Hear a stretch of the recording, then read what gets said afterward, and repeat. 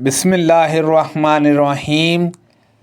فتنے سے متعلق رسول اللہ صلی اللہ علیہ وسلم کی حدیث آپ لوگوں میں کس کو یاد ہے؟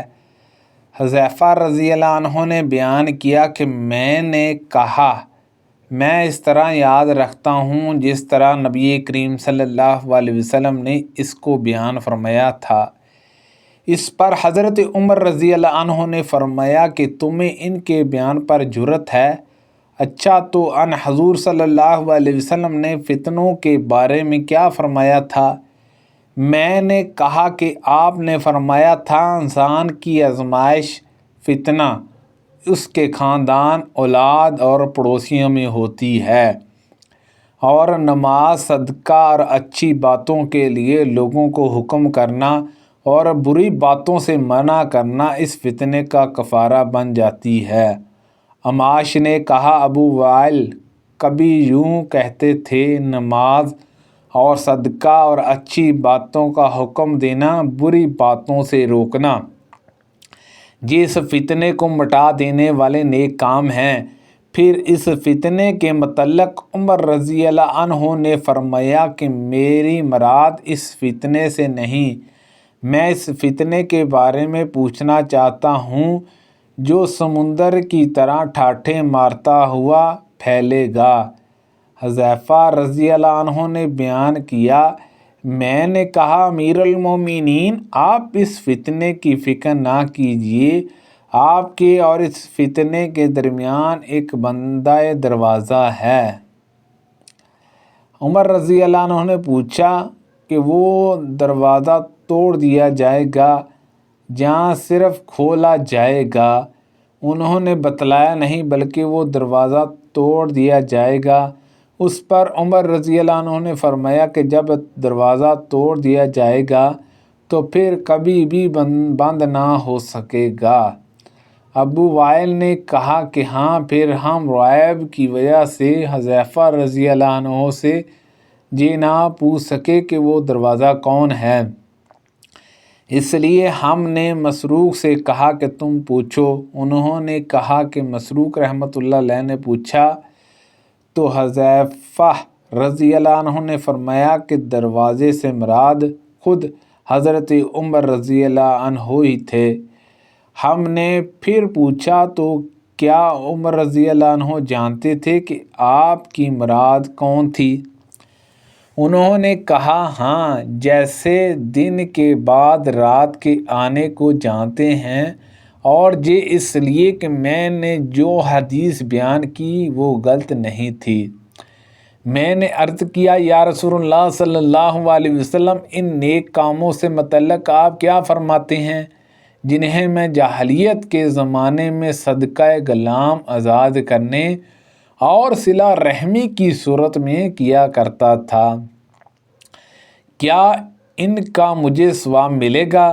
نبی کریم صلی اللہ علیہ وسلم نے فرمایا کہ تم اپنی ان تمام نیکیوں کے ساتھ اسلام لائے ہو جو پہلے گزر چکی ہیں۔ رسول کریم صلی اللہ علیہ وسلم نے فرمایا کہ جب بیوی اپنے خاوند کے کھانے میں سے کچھ صدقہ کرے اور اس کی نیت اسے برباد کرنے کی نہیں ہوتی تو اسے بھی اس کا ثواب ملتا ہے، اسی طرح خنساچی کو بھی اس کا ثواب ملتا ہے۔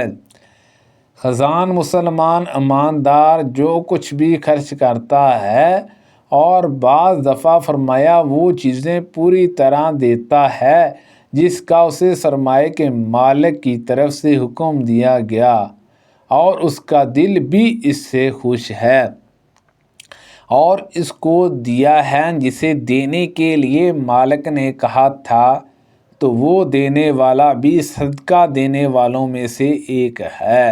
سبحان اللہ عز و جل۔ جب کوئی عورت اپنے شوہر کے گھر کے مال سے صدقہ کرے، جب بیوی اپنے شوہر کے مال میں سے کسی کو کھلائے اور اس کا ارادہ گھر کو بگاڑنے کا بھی نہ ہو تو اسے اس کا ثواب ملتا ہے، اور شوہر کو بھی ویسا ہی ثواب ملتا ہے، اور خنساچی کو بھی ویسا ہی ثواب ملتا ہے۔ شوہر کو کمانے کی وجہ سے ثواب ملتا ہے اور عورت کو خرچ کرنے کی وجہ سے۔ نبی کریم صلی اللہ علیہ وسلم نے فرمایا، جب عورت اپنے گھر کے کھانے کی چیز سے اللہ کی راہ میں خرچ کرے اور اس کا ارادہ گھر کو بگاڑنے کا نہ ہو تو اسے اس کا ثواب ملے گا، اور شوہر کو کمانے کا ثواب ملے گا۔ اسی طرح خنساچی کو بھی ایسا ہی ثواب ملے گا۔ نبی کریم صلی اللہ علیہ وسلم نے فرمایا، کوئی دن ایسا نہیں جاتا کہ جب بندے صبح کو اٹھتے ہیں تو 2 فرشتے آسمان سے نہ اترتے ہوں۔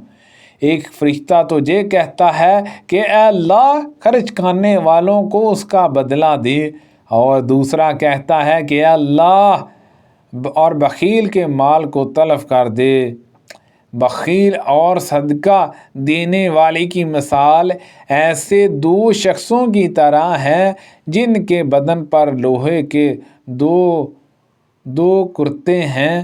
دوسری سند امام بخاری رحمۃ اللہ علیہ نے کہا، اور ہم سے ابو المان نے بیان کیا، کہا کہ ہمیں شعیب نے خبر دی، کہا کہ ہمیں ابو نضدہ نے خبر دی کہ عبداللہ بن حرمزہ ارجا نے اس سے بیان کیا، اور انہوں نے ابو ہریرہ رضی اللہ عنہ سے سنا، اور ابو ہریرہ رضی اللہ عنہ نے نبی کریم صلی اللہ علیہ وسلم کو یہ کہتے سنا کہ بخیل اور خرچ کرنے والے کی مثال ایسے 2 شخصوں کی سی ہے جن کے بدن پر لوہے کے 2 کرتے ہوں، چھاتیوں سے ہنسلی تک۔